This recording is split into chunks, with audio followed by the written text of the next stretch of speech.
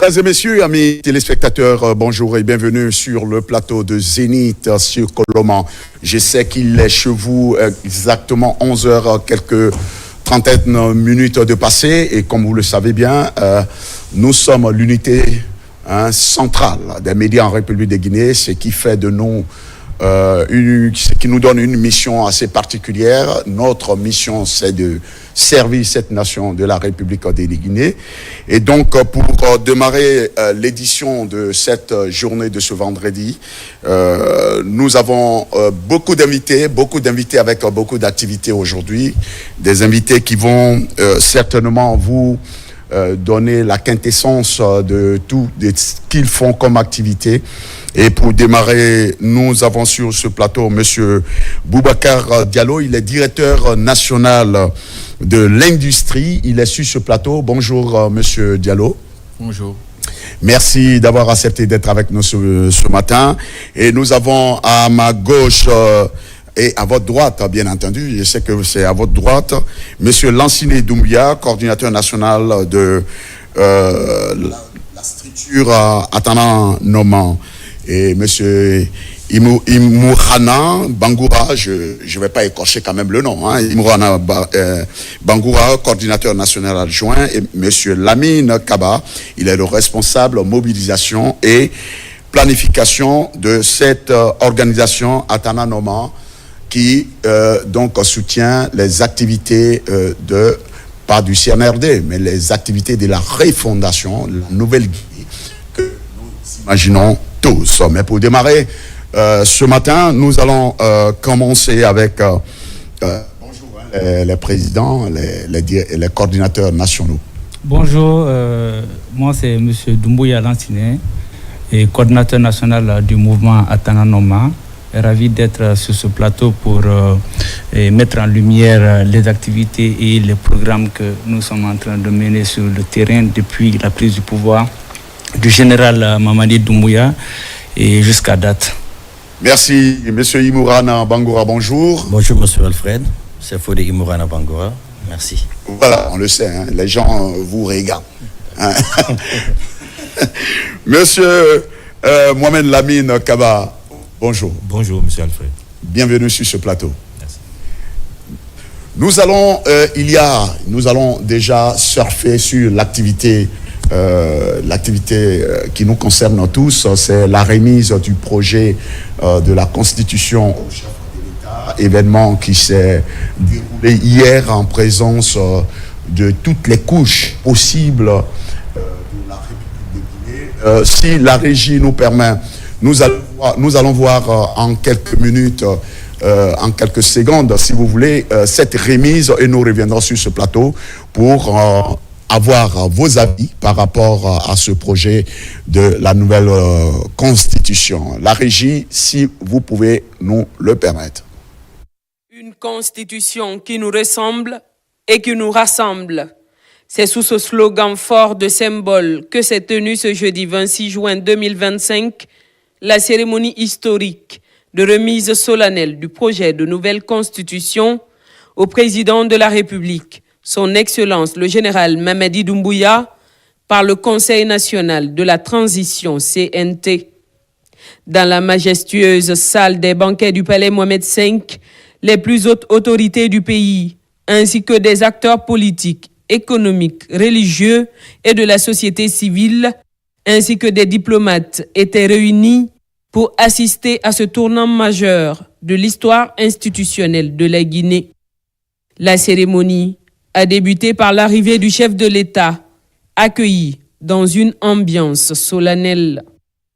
Une prière œcuménique a été prononcée par deux grandes figures spirituelles du pays, Monseigneur Vincent Koulibaly, archevêque de Conakry pour l'Église catholique, et le grand imam de Conakry, El Hadj Mamadou Saliou Kamara, pour la communauté musulmane. Nous, les chefs religieux, nous sommes unis pour que nos fidèles aussi soient unis. C'est pourquoi à cette occasion, nous avons un porte-parole qui est El Hadj Mamadou Saliou Kamara. Nous souhaitons que les Guinéens soient unis aussi. C'est un vœu. Alors, Je donne la parole au grand imam.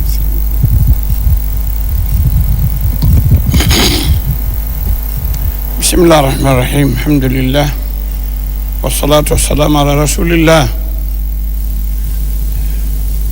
Nous tous, fidèles pour adorer notre grand créateur, le tout-puissant Allah, nous les chefs religieux, nous tirons toujours nos forces et nos forces par grand Allah subhanahu wa ta'ala. Je le prie ici, le miséricordieux, très miséricordieux, pour qu'il accorde sa grâce et sa bénédiction sur notre terre bénie, la Guinée, sur nos dirigeants, sur le peuple loin de la Guinée, et que la Guinée soit vue dans la paix, dans l'unité, dans le développement qu'on attend aujourd'hui pour notre pays. Je remercie Allah. Allahumma salli ala sallam. Dans son allocution, le président du CNT, Dr Dansa Kourouma, a rappelé la portée historique de cet acte. Il a souligné qu'au terme d'un long processus inclusif, la Guinée s'est dotée d'un projet de constitution à la hauteur de ses attentes, de ses valeurs et de ses ambitions. Merci. Donc, nous voyons la cérémonie officielle de la remise du projet de la nouvelle constitution de notre République. Monsieur Boubacar Diallo, vous êtes directeur national de l'industrie. Qu'est-ce que ça vous fait aujourd'hui, ce projet? Ce projet, je pense que c'est l'aboutissement d'un grand travail, d'une grande concertation avec tous les acteurs dans les localités, dans les préfectures, sous-préfectures, dans les coins les plus reculés de la Guinée pour aboutir à ce document. On ne peut que féliciter tous ceux qui ont mené ce travail, qui a permis d'aboutir à ce document, qui, une fois encore, va nous rassembler et dans la paix. Il y a quelque chose qui revient dans tout ce qui a été dit, la paix. On ne peut pas parler de développement sans paix. Et c'est ce travail-là, cette constitution va nous permettre d'établir une base solide pour construire un avenir meilleur pour nos populations. Pour construire un avenir meilleur pour nos populations, Monsieur Lansine Doumbouya, vos impressions? Je pense que, comme l'a dit mon confrère, le projet de la nouvelle constitution marque une nouvelle étape de la phase de la transition. C'était une étape qui était beaucoup plus attendue, non seulement par les Guinéens et aussi de nos partenaires ainsi que les institutions internationales. Cela veut dire que le gouvernement du général Mamadi Doumbouya, le président de la République, est prêt à aller aux élections. Et cette phase aujourd'hui, qui est la phase la plus cruciale de la transition, et je pense que connaissant le calendrier du programme du référendum qui normalement se tiendra le 21 septembre. Je pense que hier, la remise de la nouvelle constitution a été vraiment salutaire et cela veut dire que dorénavant, la Guinée revient dans l'ordre constitutionnel et c'était le salut que tout le monde attendait de la part non seulement du CNT. Il y a deux mots qui passent à travers la remise de la nouvelle constitution. C'est une constitution qui nous ressemble. Ça veut dire qui tient compte de nos coutumes, qui tient compte de nos valeurs, qui tient compte des sensibilités de tous les Guinéens. Une constitution qui nous rassemble. Ça veut dire que c'est une constitution qui vraiment tient compte de la cohésion sociale et qui vraiment tend à nous rassembler parce qu'une nation forte, c'est une nation autour de son peuple, unie autour d'un gouvernement fort. Monsieur Imorana. Merci, Monsieur Alfred. Merci à la RTG de cette opportunité que vous nous offrez de nous exprimer sur la première chaîne du pays. Je pense que c'est vraiment un sentiment de satisfaction. C'est un symbole fort pour la République de Guinée. Vous savez, le jour de l'avènement du CNRD, le 5 septembre, le général Mamadi Doumbouya avait promis aux Guinéens que la justice serait la boussole qui allait orienter désormais le pays. Donc nous étions dans une gestion de fait. Progressivement, nous sommes en train de sortir de ça. Aujourd'hui, nous avons la constitution qui est pratiquement prête. Maintenant, il s'agira de la vulgariser, de faire connaître le maximum de Guinéens du contenu de notre Constitution. J'ose espérer que ce qui a été dit, dire que cette Constitution va nous ressembler et ça va nous rassembler. Et cela pourra nous aider, parce qu'il ne s'agira pas de calquer les réalités qui ne nous ressemblent pas, mais il s'agira de nous donner ce que nous avons besoin, ce qui tient compte de nos coutumes, de nos mœurs et de nos réalités. Je pense que c'est un symbole fort et je pense que notre pays est en train de revenir dans le concert des nations avec force. Avec force, Monsieur Lamine Kaba.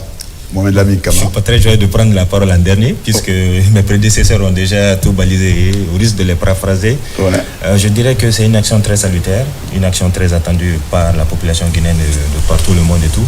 Et là, c'est l'espoir qui est redessiné.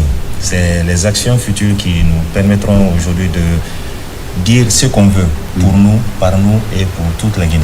Donc, pour ne pas trop dire là-dessus, parce qu'il n'y a plus beaucoup de choses à dire, quoi. Voilà, quelqu'un le disait, construire une nation sans moi, c'est la construire contre moi. Exactement. Donc, nous sommes tous préoccupés par d'abord le référendum, le oui, hein, un oui massif pour pouvoir accepter donc cette constitution. Et après, nous allons suivre le processus normal de tout ce qui est démocratiquement à observer. Merci pour votre contribution par rapport à cette nouvelle constitution, à ce projet de constitution, il faut le dire ainsi. Le président du CNT aime bien le dire, il dit le projet de constitution. Et donc, nous allons nous en tenir là jusqu'à ce qu'il y ait un oui massif derrière, que la Guinée elle-même choisisse sa constitution, sa façon de vivre, sa façon de concevoir et d'élire ses représentants dans les hautes instances de l'État.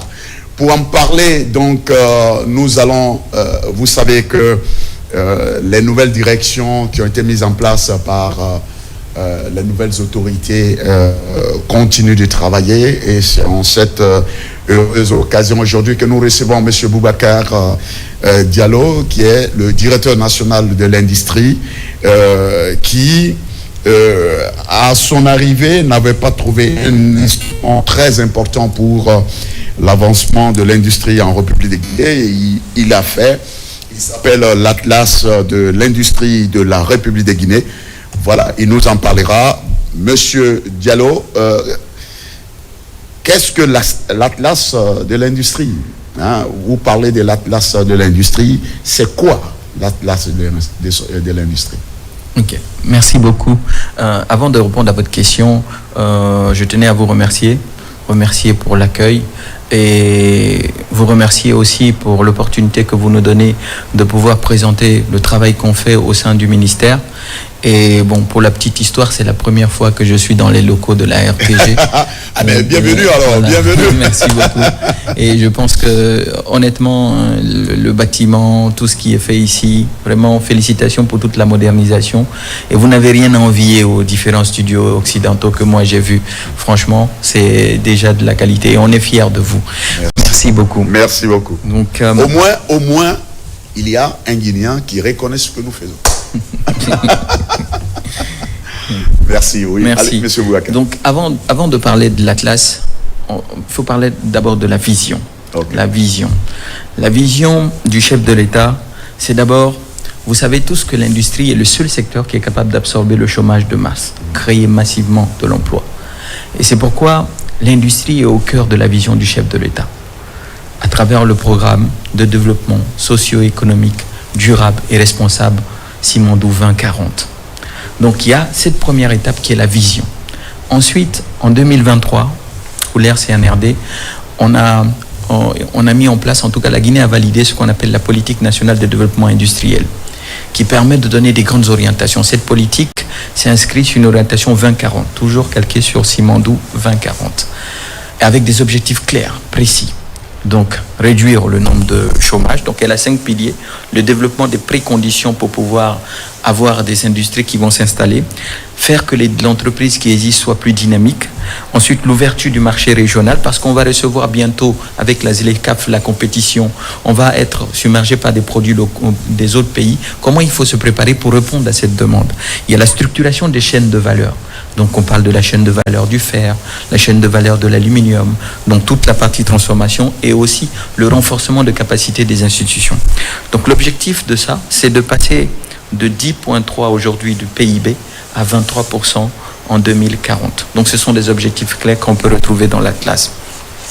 Donc, ce qui a été fait, donc une fois qu'on a décliné la politique, la première étape, c'est la régularisation, c'est comprendre le tissu industriel. On ne peut pas planifier un développement sans faire ce recensement général. C'est exactement le même principe que ce qu'a fait le président de la République avec cette réforme sans précédent qui est le recensement général de la population, qui permet d'avoir des données, le nombre d'habitants que nous avons, le nombre de femmes, de jeunes. C'est une boussole, quelque chose qui nous permet d'orienter la politique du pays. C'est exactement le même principe dans l'industrie. Donc, faire le recensement général, connaître le nombre d'industries que nous avons, où elles sont et dans quel secteur ils sont. Et donc, quand on a pris fonction, Madame la ministre, sous la supervision, l'orientation du chef de l'État, nous a instruit, qu'elle nous a dit, chaque année on parle d'industrie. On ne sait pas en Guinée combien d'industries on a depuis les indépendances. Je veux avoir une vision claire. Je veux savoir dans quel secteur ils sont, où ils sont, géolocalisés. Et donc c'est l'occasion pour moi de la saluer, de la remercier pour la confiance et pour son engagement. Parce qu'il nous faut avoir quelqu'un qui porte la chose. Et c'est ce qu'elle a fait. Elle a porté le projet jusqu'au bout, jusqu'à ce qu'on ait obtenu ce document, qui est une première dans l'histoire de notre pays, qui nous permet d'avoir une idée claire sur les industries, où elles sont, dans quel secteur elles évoluent. Si vous nous demandez aujourd'hui combien d'huile on produit, on va pouvoir vous dire telle quantité. Donc c'est un peu ça. D'abord, c'est ça l'Atlas. C'est ça l'Atlas aujourd'hui. Je crois que c'est un document bien élaboré. Quelle est la portée politique et économique d'un tel document? Alors, merci beaucoup pour cette question. Alors, l'Atlas, c'est pas que des chiffres. Comme j'ai dit tout à l'heure, vous avez un premier point qui est la politique. Donc, quand on finit de faire le recensement général, on sort l'Atlas, il y a des mesures d'accompagnement. Vous pourrez interagir, parce que ça rentre dans vos missions aussi, l'accompagnement, le développement. Donc, vous pourrez interagir pendant que M. Diallo développera. Très bien. Et d'ailleurs, comme je dis, on a parlé tout à l'heure d'emploi. L'objectif, aujourd'hui, il y a beaucoup d'emplois informels. Si on a une idée sur l'industrie, nous pouvons appuyer sur certains leviers pour créer de l'emploi pour tous ces jeunes-là. C'est ça vraiment l'objectif final de ce travail-là. Donc la première étape, c'est comment on accompagne. On a un tissu industriel qui est très informel. 85% sont des micro, petites industries.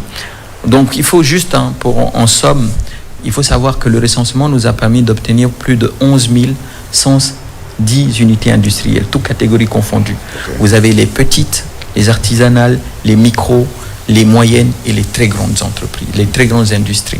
Donc, on a 11 000 sur tout l'étendue du territoire. Vous savez, 60% de ces industries sont concentrées aux alentours de Conakry, du Breka, Koya, avec certaines dominances dans des zones comme Sigiri et autres. Donc, c'est un peu tous ces éléments-là. Donc, en dehors des chiffres, c'est un outil de planification.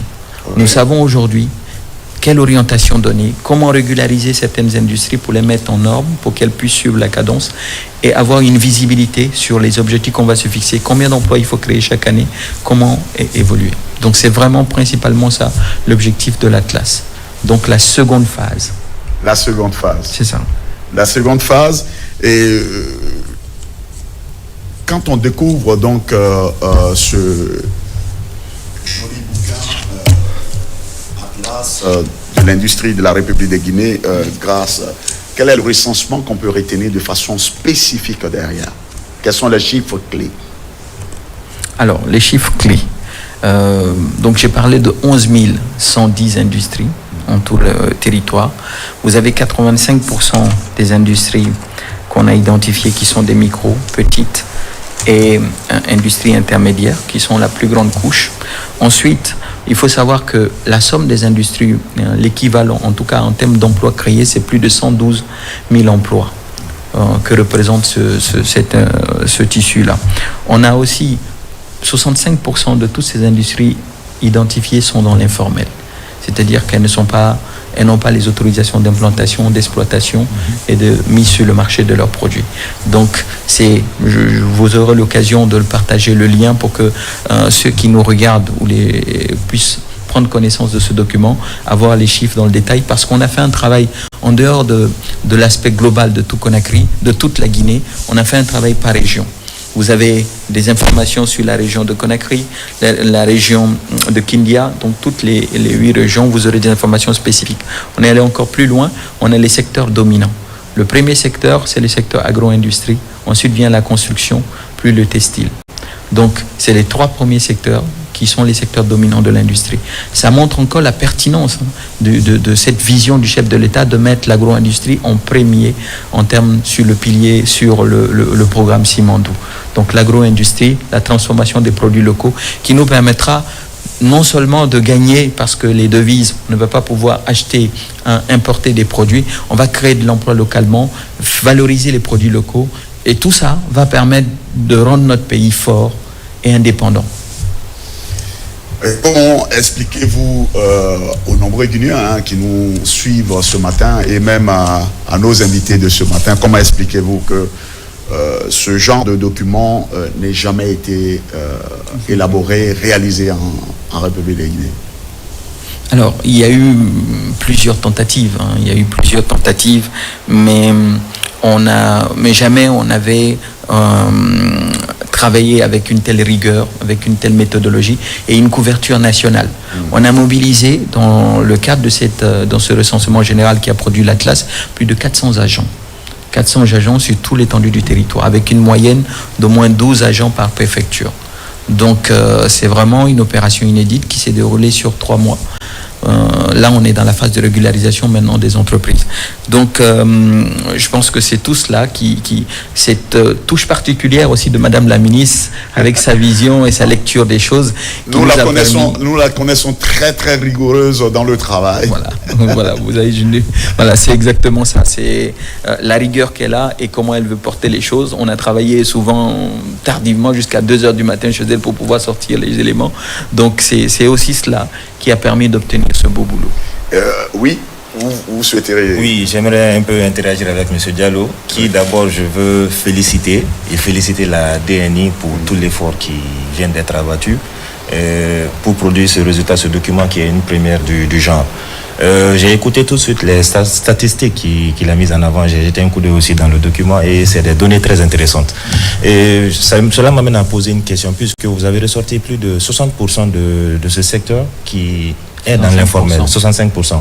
Donc cela veut dire qu'il y a des actions qui sont à prévoir, notamment des secteurs peut-être avec lesquels vous pourrez travailler, tels que l'APIP, telles que les structures qui sont là pour l'emploi des jeunes et tout.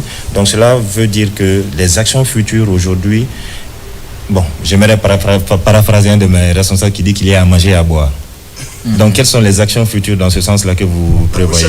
Après la publication de l'Atlas, c'est ça? Et quelles sont les actions que vous prévoyez dans la régularisation de ces secteurs informels-là, en fait? Très bien. Merci beaucoup pour cette très belle question. Ça se voit que vous connaissez très bien le secteur. En fait, les prochaines actions ont déjà commencé.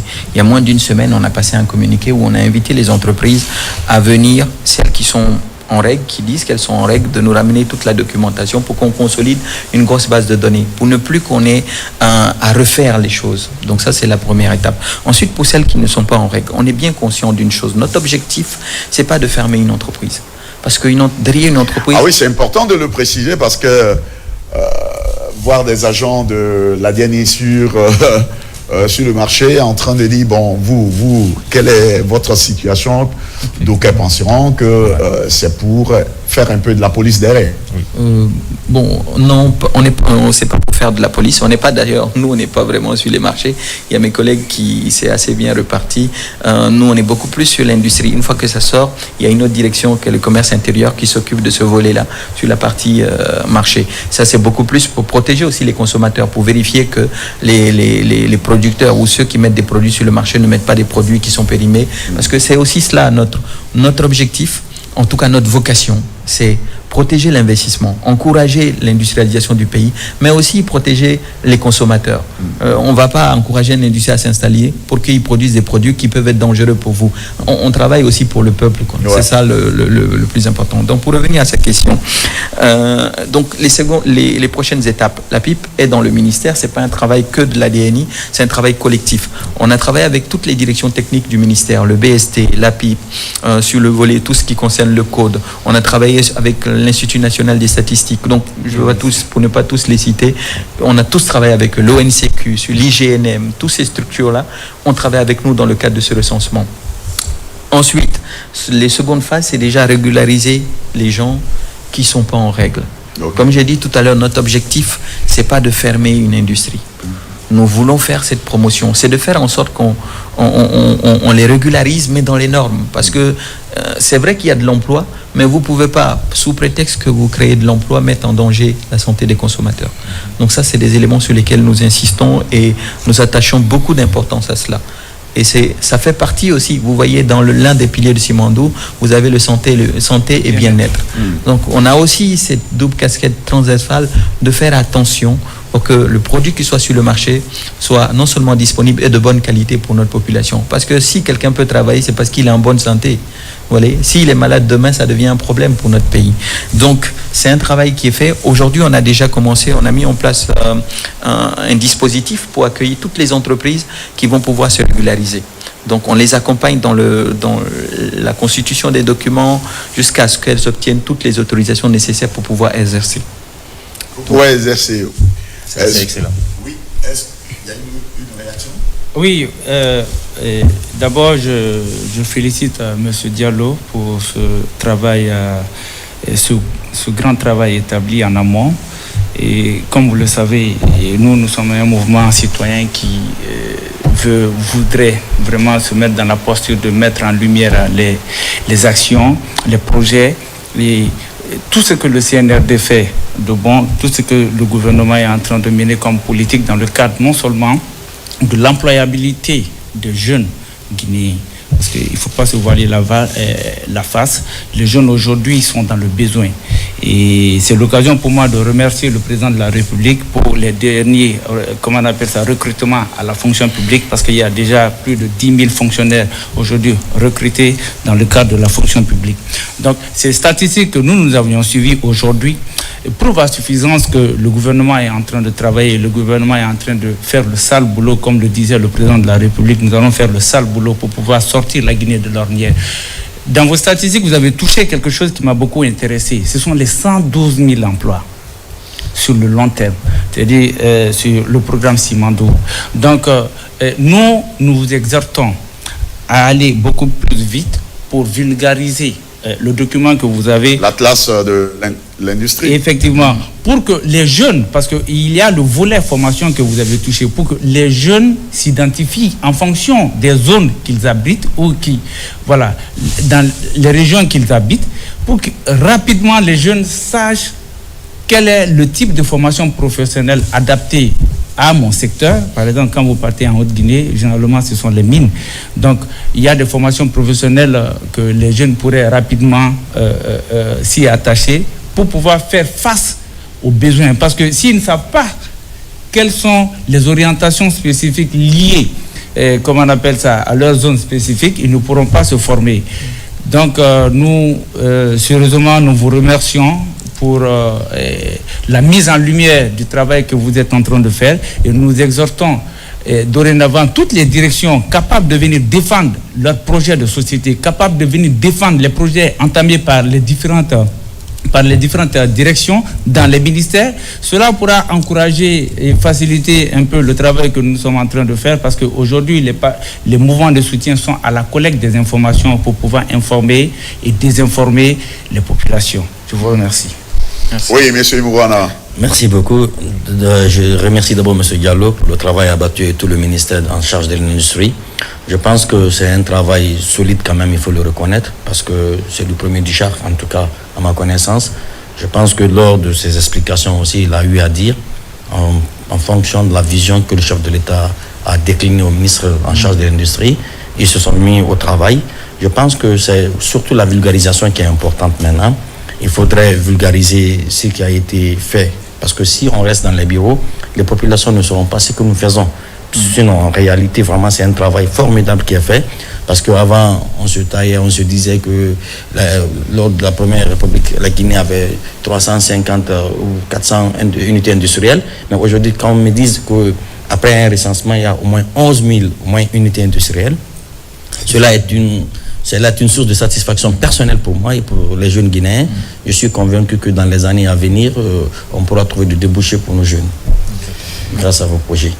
Oui, Monsieur Boubacar Diallo, vous êtes directeur national de l'industrie en République de Guinée au niveau du ministère de l'Industrie, du Commerce et de l'Industrie. Si je marche bien dans la notation, quel est le message, quel message souhaiterez-vous maintenant adresser aux industries et à cette jeunesse guinéenne? Très bien, merci beaucoup. Je pense que pour juste revenir, avant de revenir sur le dernier point, c'est ce qu'ils ont souligné tout à l'heure. Je vais juste montrer un graphique, je ne sais pas si on aura l'occasion de le voir. Vous voyez, je ne sais pas si la caméra... La caméra. Donc, quand vous voyez ce graphique, vous voyez ici les tendances. Ça, c'est la création d'industries en Guinée depuis l'an 2000. Et vous voyez, depuis 2021, 2022, pour être exactement, il y a un pic. Vous voyez la courbe. Ça, c'est des faits. Ce n'est pas moi qui les ai inventés, c'est des faits. Donc, ça prouve que depuis l'arrivée du CNRD, il y a aujourd'hui un engouement. Il y a énormément d'entreprises ou d'industriels qui veulent s'installer en Guinée et qui veulent investir. Ça veut dire qu'ils ont confiance aux réformes et aux engagements, en tout cas, que le président de la République a pris. Donc, c'est pour dire que il y a énormément de choses qui se font et tout ça, c'est des éléments palpables qui sont des faits, qui prouvent qu'il y a un travail qui est en train d'être fait et que les partenaires, ceux qui sont à l'extérieur, ont confiance en la Guinée. Et tout ça, ça montre qu'il y a un climat de confiance et que le business se porte très bien. Donc, ce que je pourrais dire aux industriels et aux jeunes, en particulier beaucoup plus aux jeunes et aux jeunes Guinéens, aujourd'hui, on a identifié beaucoup de secteurs où il y a des opportunités. On est en mesure de dire, quand un jeune veut se lancer, il peut venir nous voir, on lui transmettra toutes les informations nécessaires. On a énormément de secteurs, on peut produire ce genre de produits. On peut produire des ampoules, on peut produire, c'est le champ ouvert.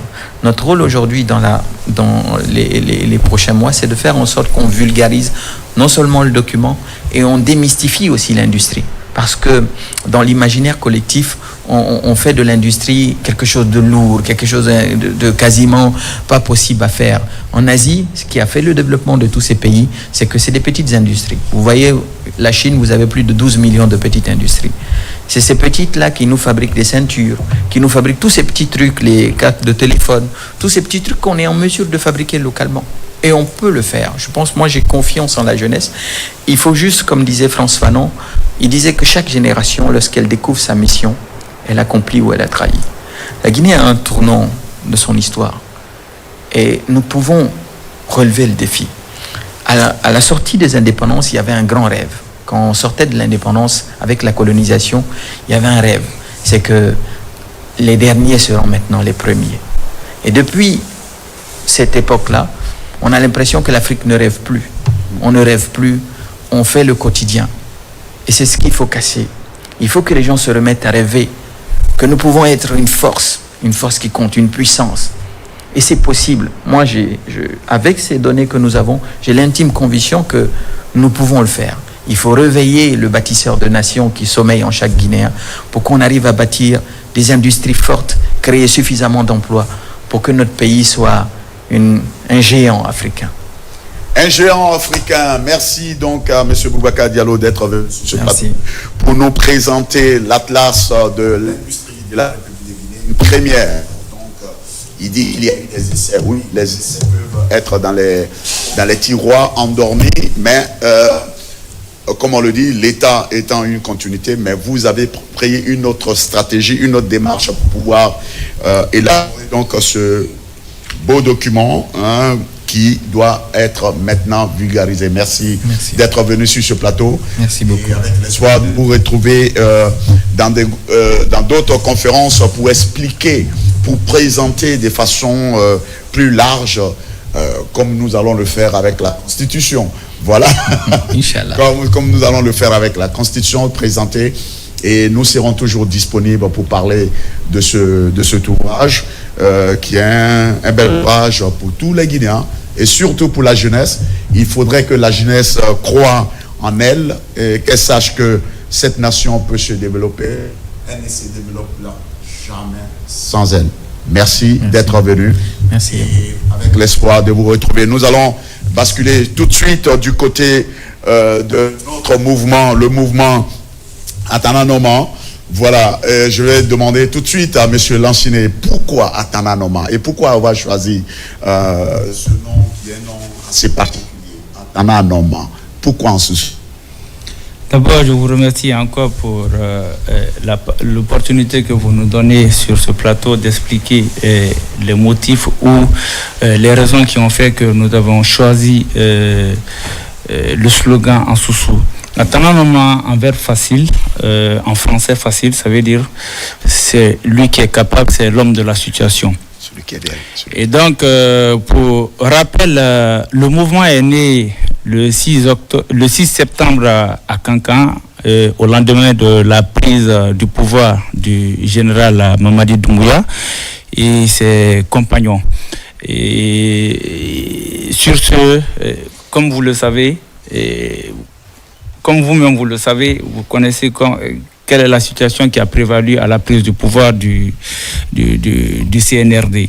Et donc, dès le 6, il était question pour nous de légitimer ce pouvoir, parce qu'en tant que Guinéens et connaissant l'homme, il était question pour nous de mettre en place vraiment une organisation qui pouvait le soutenir, et d'où l'esprit de créer le mouvement Atananoma. Donc, Atananoma, nous avons choisi le nom en Soussou parce que la langue Soussou, c'est vraiment une langue facile à parler. Le jargon est beaucoup plus facile à prononcer en Soussou, raison pour laquelle nous l'avons choisi. Et donc, voilà, de façon très simple, Atananoma, ça veut dire c'est lui qui est capable. C'est lui qui peut. C'est lui qui pourra. C'est ça. Et chacun peut interpréter à sa façon. Et voilà, monsieur l'adjoint, le coordinateur national adjoint, monsieur Imourana. Merci, monsieur Alfred. Atananoma. Oui, le mouvement Atananoma, comme le nom l'indique en Soussou, c'est lui qui peut. En réalité, le nom a été choisi en Soussou parce que nous estimons que les 80% de la population guinéenne comprennent la langue Soussou, quelle que soit leur sensibilité. Parce que Conakry, c'est le centre politique de notre pays, donc, et à Conakry, c'est la synthèse de la Guinée en un mot. Donc, la plupart des Guinéens qui vivent à Conakry, 80% peuvent quand même parler Soussou. Donc, le mouvement Atananoma, nous avons, dès les premières heures, quand Mamadi Doumbouya est venu au pouvoir, il a trouvé une situation un peu difficile, un peu crispée. Donc, il a fait renaître de l'espoir au niveau de la jeunesse, au niveau des Guinéens d'une façon générale, de l'ensemble des couches sociales de notre pays. Et il fallait le soutenir dès les premières heures. Il fallait légitimer parce que, vous savez, la prise de pouvoir a coïncidé avec les condamnations à l'international. Mais c'est de principe quand même ces condamnations. Nous le savons tous. Donc il fallait que, sur le plan national, que nous réaffirmons le soutien du peuple de Guinée, de la jeunesse guinéenne, autour de la vision du président de la République. Et je pense que depuis qu'il est là jusqu'à aujourd'hui, quand même les symboles forts sont là. Nous assistons vraiment à la renaissance de la Guinée, à la refondation de la Guinée. Tout de suite, M. Diallo vient de quitter le plateau. Donc, tout ce qu'il a eu à dire, c'est très émerveillant. Et je pense que cela est implémenté dans beaucoup de secteurs en Guinée aujourd'hui. Et le président Mamadi Doumbouya fait rêver, donne de l'espoir à la Guinée. Donne de l'espoir à la Guinée. Monsieur Mohamed Lamine Kaba, vous êtes donc le responsable mobilisation et planification de cette de ce grand mouvement Atananoma. Oui. Et ok. Atananoma est né à Kankan. Ok. Au lendemain de la prise de pouvoir par l'équipe de au lendemain. Exactement. Au lendemain, cela signifie que vous êtes les premiers à avoir soutenu. Exactement. En fait, de par nos actions, les images sont là et c'est des preuves qui sont traçables et tout. Nous avons été les premiers à prendre position, à affirmer notre soutien en tant que jeunes Guinéens aux actions et aux initiatives du président Mamadi Doumbouya à l'époque. Et ce nom évoque beaucoup de choses. Au-delà de la définition en langue nationale qu'on y donne, cela se traduit aussi par le comportement de l'homme. Depuis ses premières interventions sur les réseaux sociaux jusqu'à maintenant, je pense que c'est un homme qui parle peu, mais qui agit beaucoup. Et dans nos coutumes en Afrique, ceux qui savent faire, ceux qui peuvent, ceux qui sont capables, parlent généralement peu. S'expriment beaucoup moins sur des actions et tout, mais agissent. Donc c'est tout cela qui a inspiré ce nom. Donc c'est tout cela qui nous pousse à croire en l'homme et à suivre ses idéaux, à nous aligner derrière, à mettre notre force, notre jeunesse à profit pour communiquer massivement, pour poser des actions concrètes dans ce sens-là. Dans ce sens-là, je m'oriente vers le coordinateur national, le mode d'adhésion à ce mouvement. Bon, est-ce que tout le monde peut avoir accès ou c'est vous trois seulement? Non, le mode d'adhésion, il est vraiment ouvert. Et à date d'aujourd'hui, nous avons 821 cellules de base sur toute l'étendue du territoire. Nous avons 8 grandes antennes dans toutes les régions administratives de la Guinée. Donc nous avons non seulement un bureau national, une coordination nationale qui fédère l'ensemble de tous les adhérents, de tous les militants du mouvement. Et donc il y a une structure en place qui est mise dans le cadre de la politique de recensement, dans le cadre de la politique d'intégration des, comment on appelle ça, des nouveaux militants. Et je pense que le chargé de la mobilisation et de la planification et le responsable chargé des antennes et des cellules, très malheureusement absent pour des raisons de mission, qui devait participer à l'émission, pourrait vous en dire beaucoup plus. Oui, nous parlons de mobilisation, 902 cellules de base, 8 grandes antennes, M. Mohamed Lamine. Oui. Bon, la mobilisation, elle se passe de façon naturelle, comme on l'a dit. L'adhésion, elle est totalement libre et volontaire. Parce que nous avons besoin de toute cette jeunesse-là qui a cette envie de poser un acte considérable dans la reconstruction du pays.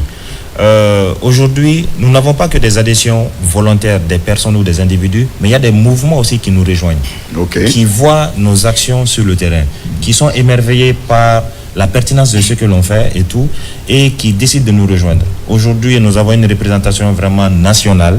Nous avons des représentants des points focaux dans toute la Guinée, et cela se passe vraiment sans dire les choses.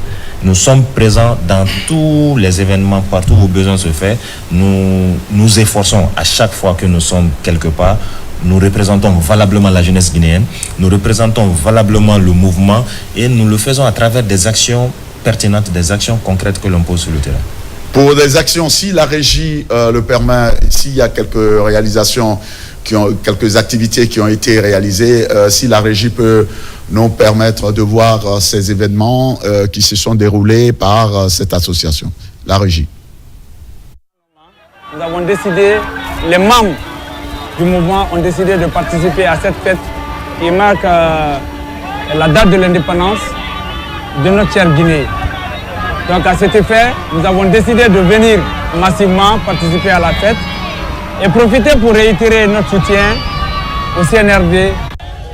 C'est une forte mobilisation des jeunes des 27 quartiers de Kankan pour soutenir le CNRD, en sa tête le colonel Mamadi Doumbouya, un des fils de Kankan. Aujourd'hui, ces jeunes des 27 quartiers de Kankan ont fait leur point de départ au rond-point Serifoula, via Komarala, Loisir, rond-point Balia, Carrefour Sogbe et à la place des Martyrs. Ici, le porte-parole a livré son sentiment. À travers cette démonstration populaire, Kankan réaffirme son soutien à un de ses fils et inscrit dans les grandes lignes du programme CNRD, c'est-à-dire la réconciliation nationale entre les fils et filles de Guinée, la refondation de l'État à travers une nouvelle constitution inclusive et la mise en place d'un gouvernement d'union nationale. Voilà ce qui est bien dit. Il y a beaucoup d'activités, beaucoup de mouvements. Vous transpirez beaucoup dans ce mouvement-là.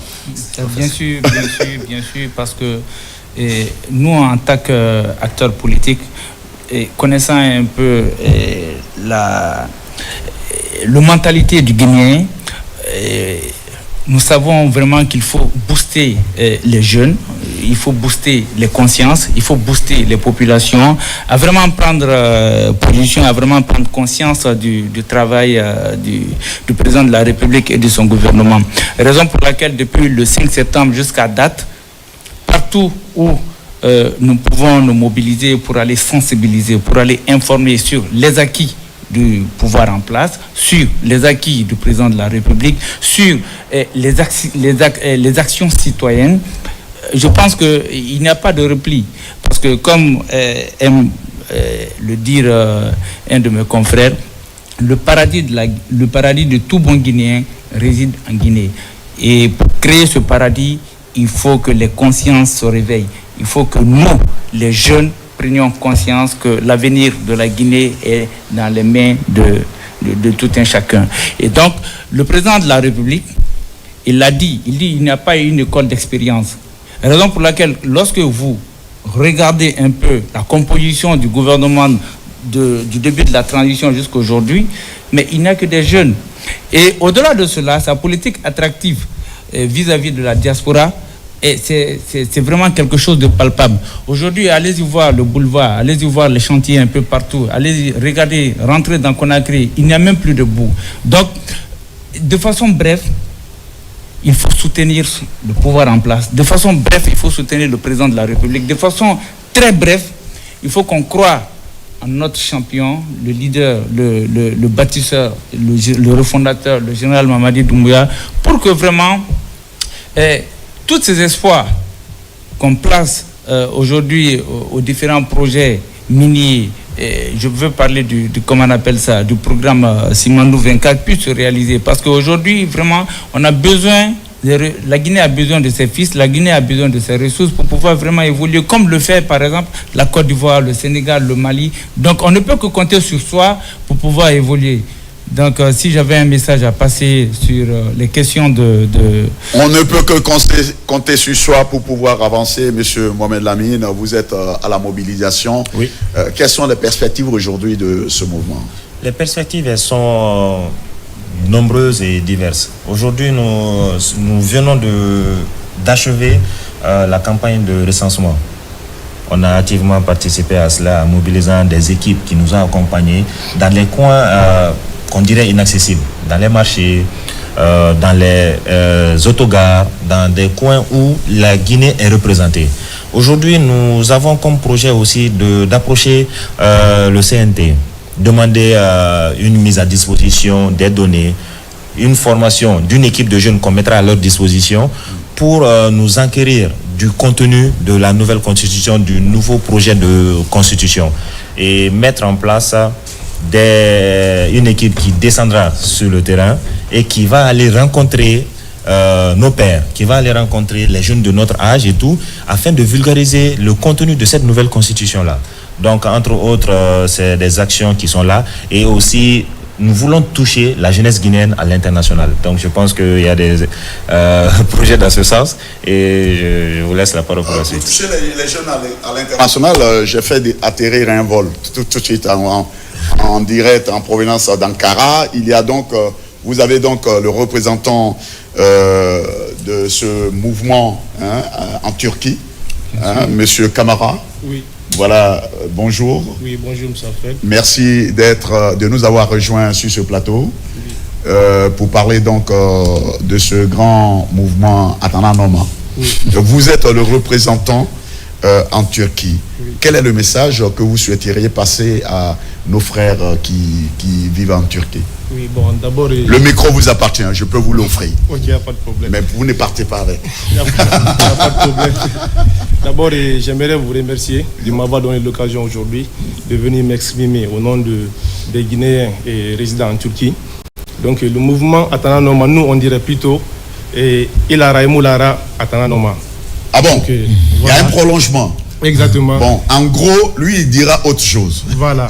Donc, que vous croyez ou vous ne croyez pas, et c'est le général Mamadi Doumbouya qui pourrait changer la Guinée. Ouais. Donc, nous tous, on invite les Guinéens à l'extérieur, que ce soit à Ankara, à Istanbul, à Paris, à New York, rejoigner le projet CNRD, rejoigner Mamadi Doumbouya et son équipe avec le mouvement Tananoma.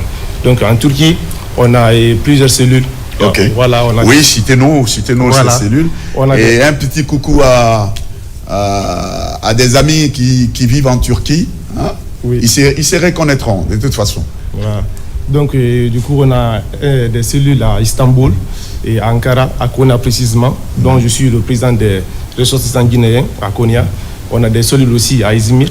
Donc, c'est un mouvement qui grandit beaucoup plus à l'extérieur. Donc nous tous, on veut contribuer au développement de notre chère nation, la Guinée, que nous aimons tous. Et c'est ça. C'est ça, oui. Il vient d'arriver, il n'est même pas rentré à la maison, je l'ai fait venir pour qu'il nous dise ce qui se passe du côté de Ankara, du côté de la Turquie, par rapport à ce grand mouvement Atananoma. C'est pour cette raison que M. Lansine Camara est donc sur ce plateau pour nous parler de ça. Oui. Qu'est-ce qu'il y a à faire? Quelles sont les perspectives du côté d'Ankara? Ou bien il y aura une coordination au niveau de la coordination nationale? Oui, bien sûr, il y a une coordination. Nous, déjà, Ankara, depuis l'avènement du CNRD, on voit ce que le président fait pour les Guinéens à l'étranger. Nous, avant, quand je prends l'exemple... Maintenant, vous avez la possibilité même d'obtenir le passeport. Voilà, le passeport. Sans problème. Sans problème. Moi, personnellement, j'ai payé mon billet pour venir ici, renouveler mon passeport. Mais actuellement, tel n'est pas le cas de nos amis qui sont là-bas. Ils font leur passeport en place. Et sur place, du moins, là, ce qu'on souhaite actuellement, c'est de recenser les Guinéens qui se trouvent en Turquie. Okay. Donc, on le souhaite vivement. Même tout à l'heure, là, des gens qui demandent dans le groupe des Guinéens, et si toutefois on a des informations, et s'il y aura le recensement. Le recensement. Oui. En Turquie. Oui. Voilà, message donc qui est passé. Je crois, si la direction générale des élections qui vient d'être créée, nous en parlerons tout à l'heure, vous me donnerez votre avis par rapport à ça. Entend donc ce message. Du côté de la Turquie, il y a des Guinéens qui se mobilisent pour se faire recenser. Le message est donné donc par M. Lansine Camara, qui est donc responsable de la mobilisation en Turquie. Oui. Voilà, merci d'être venu sur ce plateau. Je vous remercie. Je ne pouvais pas vous laisser de l'aéroport aller à la maison, directement sur le plateau. Après, maintenant, vous pourrez rentrer chez vous à la maison. Merci. Merci beaucoup. Oui, voilà. Monsieur Lamine Kaba, la mobilisation, nous restons toujours du côté de la mobilisation. Exactement. Parce qu'on parle de recensement. Oui. Donc la mobilisation, elle est, comme je l'ai dit, elle est coordonnée. Donc nous avons un programme déjà établi où nous mettons en synergie tous nos représentants dans les différentes localités. L'étape, c'est de vraiment nouer un partenariat avec les autorités en place, notamment les autorités du ministère de l'administration territoriale et des collectivités. C'est de mettre à notre disposition des équipes mobiles pour qu'on touche au plus profond de la Guinée, ces personnes-là qui n'ont soit pas le temps... Qui sont encore réticentes. Exactement, bon, mais qui ne sont pas réticentes, mais qui n'ont pas l'opportunité de se déplacer. Si on prend l'exemple de nos mamans qui sont au marché, c'est leur quotidien. Il faut qu'elles aillent au marché du matin. 3h, 22h à la maison. 3h du matin, 22h à la maison. C'est du lundi au dimanche. Elles n'ont pas le temps, elles n'ont pas de temps à épargner pour cette activité. Donc c'est à nous d'aller vers eux. Donc la stratégie la plus pertinente pour nous, c'est de mobiliser une équipe et d'aller vers ces personnes-là, puisque c'est des Guinéens qui ont droit à se faire recenser également. Donc nous avons mené déjà une première activité dans ce sens à Kankan, en marge de la Mamaya et tout, qui a porté ses fruits. Les autorités sont très satisfaites par rapport aux résultats obtenus sur le terrain et nous voulons pérenniser cela et accroître cela sur toute l'étendue du territoire. Donc en termes de mobilisation également, nous comptons beaucoup sur les jeunes et tous les jours, celui qui est chargé de la mobilisation et du recrutement de l'équipe et tout ce qui va avec, ne cesse d'avoir les appels. Nous les coordonnons, nous les mettons déjà en synergie et chacun à son niveau pose les actions qu'il faut. Il nous a rejoint sur ce plateau M. Ben Oumar Silla, il est journaliste, président de la Fédération guinéenne de randonnée, pédestre et sport pour tous. Monsieur Silla, comment ça va, pote? Très bien même, à travers le sport. À travers le sport. Oui. Mais on sent que comme on le dit dans le quartier, tu es encore Djong. Ah, c'est le mot même. C'est le mot. Je ne suis pas seulement dans le studio, derrière le micro ou l'ordinateur. Je suis sur le terrain pour le sport. Et parlez-nous un peu de cette fédération et de ce sport. La Fédération guinéenne de randonnée pédestre et sport pour tous est une fédération sportive nationale, comme les autres fédérations que vous connaissez. Et nous avons une particularité parce que notre discipline, elle est accessible à tout le monde. Okay. Elle est transversale. Tout le monde peut pratiquer notre discipline, que ce soit les enfants, les personnes du 3e âge, les adolescents, les cadres. Et en tout cas, n'importe quelle tranche sociale ou d'âge peut vraiment pratiquer notre discipline parce qu'il s'agit de marcher. Il s'agit de marcher. Il s'agit de marcher. Ah, les médecins doivent être vraiment très d'accord avec vous. Très bien même, très bien. Parce qu'ils conseillent souvent, voilà, faut faire la marche, il faut faire le sport. Oui, c'est de marcher, faire des étirements, des cardio-musculations, fitness, zumba, yoga, tout ça là, ce sont l'ensemble des disciplines de notre fédération. Vous l'avez dit tout à l'heure que les médecins conseillent beaucoup aux patients de marcher ou à n'importe qui d'ailleurs, parce que la marche est une discipline complète, c'est un sport complet. Et aujourd'hui, nous recevons au niveau de la fédération beaucoup du sportif de médecins. C'est-à-dire c'est les médecins qui leur disent bon, allez-y faire le sport. Et même la semaine dernière, j'ai rencontré un couple qui marchait et c'était après la RTG vers comment dirais-je, Kakimbo. J'ai rencontré ce couple qui marchait, mais ils sont tous en 3e âge. Et j'ai tout de suite garé pour leur demander. Ils disent que le mari a échappé à un AVC, donc le médecin l'a dit de marcher.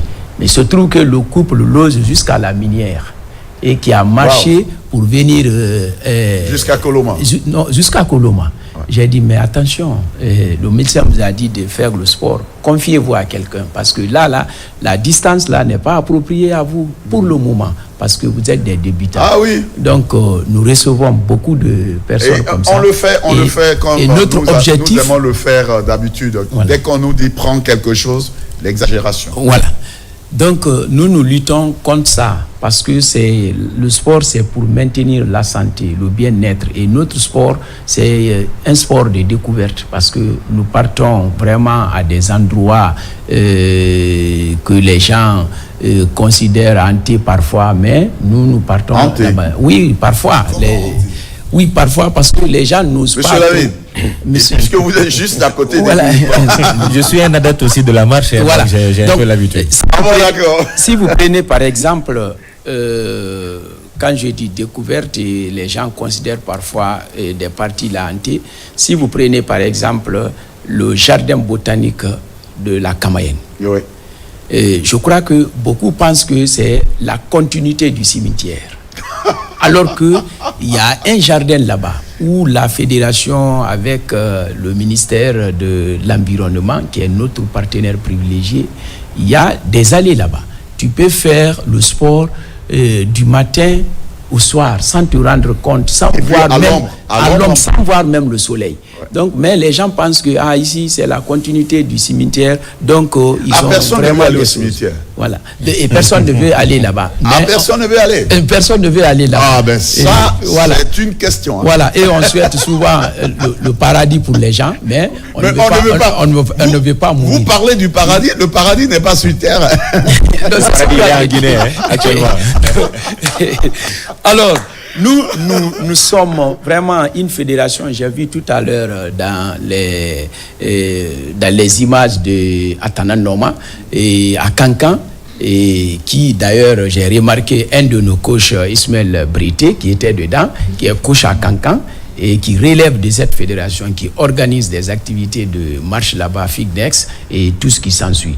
Donc, notre offensive aujourd'hui, c'est la couverture nationale, c'est-à-dire avoir des clubs partout. surtout amener les gens à faire le sport pour ne pas que les gens restent seulement derrière les caméras, derrière les micros, dans les bureaux, entre les quatre murs, dans l'ordinateur.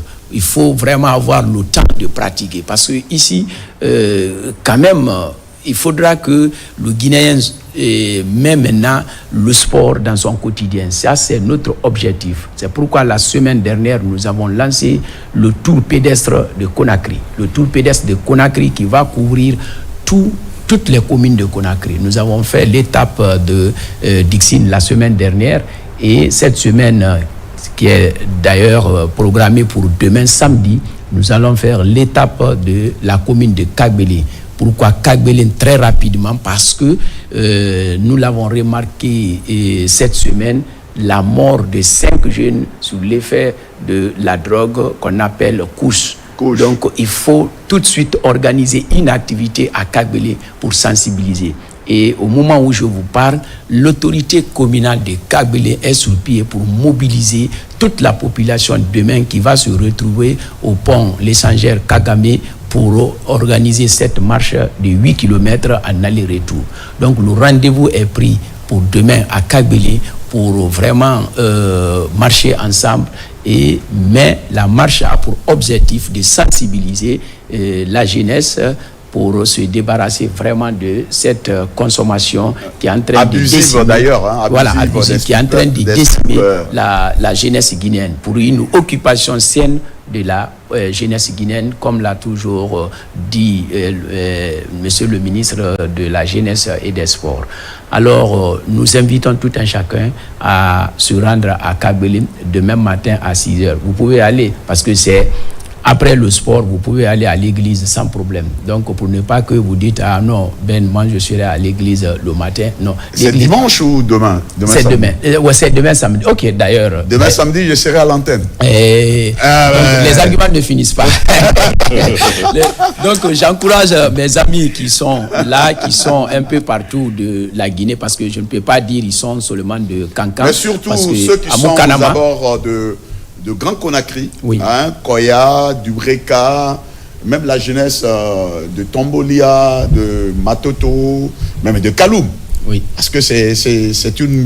Non, demain, c'est un rendez-vous où tous les clubs, nous avons 38 clubs actuellement à Conakry, de Kaloum à Sanoya.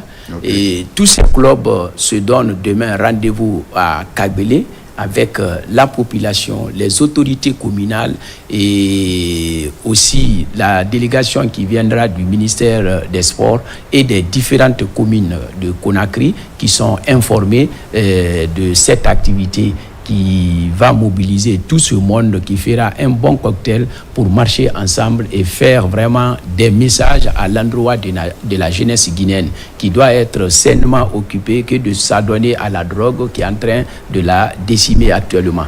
Donc notre fédération lutte pour ça. En dehors de cela, notre fédération, quand vous marchez, ça crée des rapprochements. Quand le rapprochement est là, donc ça favorise la cohésion sociale.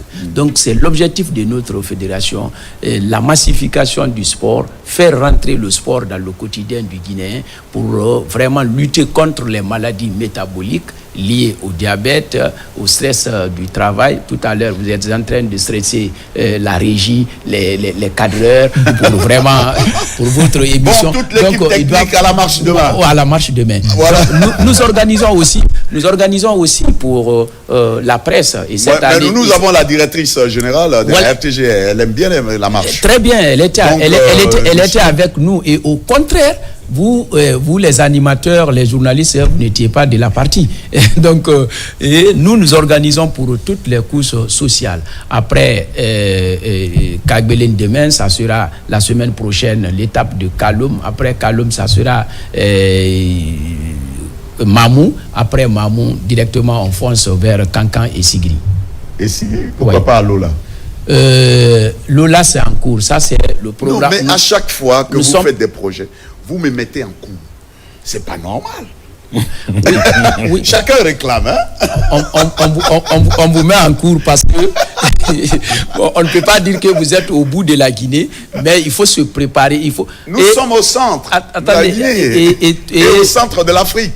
Et juste à côté du Mont Nimba. Effectivement. Et Lola d'ailleurs. Et de Simandou. Hein. Lola d'ailleurs. Attention. Lola d'ailleurs où nous avons une équipe de coachs actuellement, des coachs baliseurs qui est en train d'ouvrir un chantier pédestre sur le corridor de Mont Nimba, les 42 km de la dorsale du Mont Nimba, pour une destination de la Guinée, qu'on appelle destination Guinée. C'est-à-dire dans le cadre de tourisme pédestre, c'est-à-dire tourisme à pied. C'est ce que j'allais dire d'ailleurs, le tourisme pédestre doit être vraiment, c'est ce qu'on appelle l'écotourisme. Oui, l'écotourisme. Aujourd'hui, on le voit dans d'autres pays. Vous allez au Bénin, il y a l'écotourisme, vous allez en Côte d'Ivoire. Effectivement. Oui, tous les pays en ont. Et aujourd'hui, c'est une obligation pour vous d'en avoir parce que c'est une exigence même de la Confédération africaine de randonnée pédestre et sport et du bien-être pour tous, qui a tenu récemment à travers notre fédération et le ministère des Sports la compétition africaine de randonnée pédestre ici même à Conakry. Donc on était obligé, sur la demande même du ministère, d'envoyer tous les compétiteurs à Tamara. Parce que Tamara, c'est un ensemble en un. Il y a la mer, il y a la montagne, il y a la forêt et puis il y a le sable. Donc on a envoyé les gens là-bas et à Tamara, il n'y a pas de véhicule, il n'y a pas de il n'y a pas de vélo, il n'y a pas de moto. Donc les gens ont bien si tu continues tout droit, nalo. Voilà, donc les gens ont bien compétit. Et aujourd'hui, notre mission, c'est ça, c'est vraiment de faire bouger la Guinée, faire marcher la Guinée. Merci, M. Silla, pour ce programme noble. Donc, demain, nous invitons tout le monde, sans exception d'âge, de rondeur, d'ailleurs, de taille. Oui. Pour se rendre Non, ça c'est tout le monde. C'est tout le monde. Donc nous vous invitons demain donc pour cette activité très importante de sensibilisation de notre jeunesse contre l'utilisation massive des stupes, des drogues nocives. Même un mouvement à Tanan Norma. Voilà. Même le mouvement Atanan Norma. Voilà, monsieur le Merci Atanan Norma. Je les remercie sincèrement parce que j'ai vu tout à l'heure une activité vraiment qui est de notre mission également. Donc à Kankan aujourd'hui, vraiment, il y a 3 clubs là-bas et c'est des clubs qui sont actifs. À Sigiri, il y en a 2 qui sont actifs aussi. Et à Massanta qui est rentré très bien dans cette discipline en organisant des marches. Et déjà, on est en train de planifier un programme d'ouverture de chantiers pédestres dans la forêt Ziama, qui est l'identité de Massanta. Qui est l'identité du Massanta? Oui, vous avez voulu prendre la parole tout de suite. On remercie également le président de la fédération pour cette invitation et on la prend à main ouverte. Nous rappelons que la dernière marche de l'unité qui s'est déroulée à Mamo, on a participé, celle de Kankan on a participé, celle qui s'est passée aussi à Zérekore on a participé. Et ce que je voulais dire, c'est que le sport est une activité fédératrice qui ne tient ni compte de couleur, ni d'ethnie, ni de religion. Donc, et ce que je peux dire, c'est que nous, en tant que jeunes, on vous accompagnera, le mouvement vous accompagnera. On fera de telle sorte que notre mouvement soit représenté pour le simple fait que à travers cette activité, il y aura une sensibilisation. La sensibilisation sur la non-consommation des stupéfiants qui aujourd'hui nuit à la santé. Et le sport, comme vous le savez, le sport soigne la santé. Vous l'avez déjà touché. Donc vraiment merci. Et voilà, on est de cœur avec vous. Merci beaucoup. C'est aussi ça. L'émission Génite, déjà il y a la collaboration, il y a le partenariat qui est en train de s'établir, la connaissance et tout. Et ça va de soi. Merci Alfred. Merci Alfred. Ça va de soi. Et j'invite surtout les cadreurs Les cadreurs. Je vois beaucoup de cadreurs. On se connaît. Il faudra qu'ils sortent demain dans vraiment les viseurs de la caméra. J'en ai deux en face de moi. Oui. J'en ai deux. Oui, Tanti. surtout le deuxième. Vous êtes invité demain. On pourra vous remplacer, le deuxième. Ne vous inquiétez pas. Voilà, surtout le deuxième qui a pris la forme.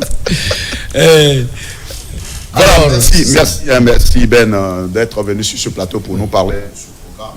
Il y avait il y a eu tout dernièrement un autre projet, non les moindres, très important, c'était la création de la direction des élections au niveau du ministère de l'administration du territoire et de la décentralisation. Oui. Quelle réflexion faites-vous de cette direction?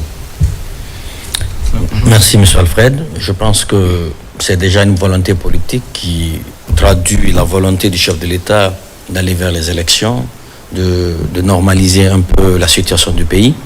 Je pense que l'analyse que moi je fais de cette direction, je pense que le président de la République a décidé de nous sortir des querelles partisanes, c'est-à-dire que l'organe qui était chargé jusque-là, qui était la CENI, qui était composé de façon paritaire, égale mouvance, égale opposition. Je pense qu'on a assisté à des tiraillements très régulièrement. La CENI elle-même à son sein avait tout le temps des problèmes. Effectivement. Donc le président de la République a décidé de mettre en place une CENI technique où des fonctionnaires dédiés au service de la République qui ne connaissent que l'intérêt général, qui vont maintenant s'occuper de ça de façon très professionnelle. Je pense que cela va nous éviter non seulement à gaspiller beaucoup de nos milliards dans ces élections, puisque déjà cette direction générale qui relève du ministère de l'administration du territoire a ses démembrements, donc c'est beaucoup plus facile de gérer les élections avec cette direction que de mettre une CENI en place, qu'on commence encore les petites guéguelles. Donc je pense que la création de cette direction générale est très salutaire puisque c'est formé de techniciens, de technocrates et qui sont normalement dédiés à l'intérêt général. Dédiés à l'intérêt général, on me fait de grands signes que nous sommes au terme de l'émission. Je crois que c'est l'avis partagé. Voilà, oui. Parce que nous avons assisté, non, tel n'est pas de mon parti, tel n'est pas de mon parti, tel est ceci. Or, le citoyen qui se met à la disposition de la nation, du peuple, pour réguler tout ce qui est pour le peuple, je crois que c'est une très très bonne chose. Merci, Monsieur Lansine Doumbouya, d'avoir accepté d'être avec nous. Merci. Monsieur Imurana Bangoura, Monsieur Mohamed Lamine Kaba, Monsieur Lansine Kamara, qui est venu de la Turquie, qui était sur ce plateau, et maintenant sur ce plateau, M. Ben Oumar Silla, qui est journaliste, président de la Fédération guinéenne de randonnée pédestre et de sport pour tous. Merci à vous aussi qui êtes restés pour nous regarder, pour nous écouter, pour apprendre, écouter. Merci à tous les techniciens qui sont sur ce plateau et je vous retrouve demain, quant à moi, quand il sera 11h30. Que Dieu veille sur la Guinée et que Dieu bénisse la Guinée. Au revoir.